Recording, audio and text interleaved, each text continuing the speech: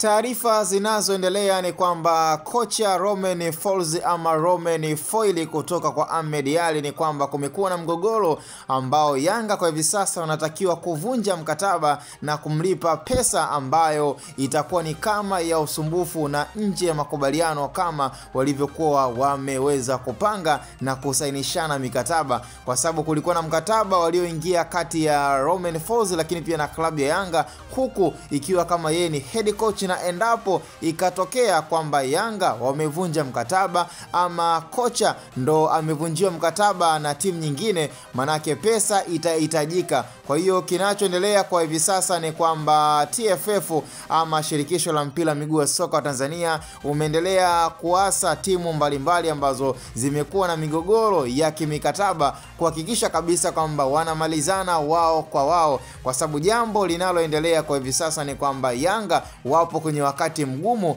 wa kuweza kuvunja mkataba na pesa ya usumbufu ambayo tayari imeshaonekana kwa hivi sasa kwamba Yanga wao ndo wamekuwa ni wasumbufu na wao ndo wamevunja mkataba. Lakini ingekuwa ni kwa kocha Romain Folz, nafikiri pia ingekuwa ni kama kilichotokea kwa kocha Fadlu Davis mara baada ya klabu ya Raja Casablanca kuweza kutoa pesa ya usumbufu lakini pia na kuvunja mkataba na kuongeza dau ambalo limekuwa ni nono zaidi ya klabu ya Simba. Kwa hiyo ndo hichi ambacho pia Yanga wanastahili kumlipa pesa kocha Romain Folz ama kocha Romain Folz mara baada ya utani unaoendelea katika mitandao ya kijamii. Lakini kiuhalisia ni kwamba Yanga kwa hivi sasa ndio wanaonekana kuvunja miiko na mkataba ambao walikuwa wamekubaliana kati ya Yanga pamoja pia na kocha Romain Folz, na ndio hichi kinachoendelea kwa hivi sasa katika mitandao ya kijamii lakini pia na kwenye uongozi wa klabu ya Yanga. Sina la ziada, ila cha msingi tukutane kwenye upande wa comment, na hii ni Hatboy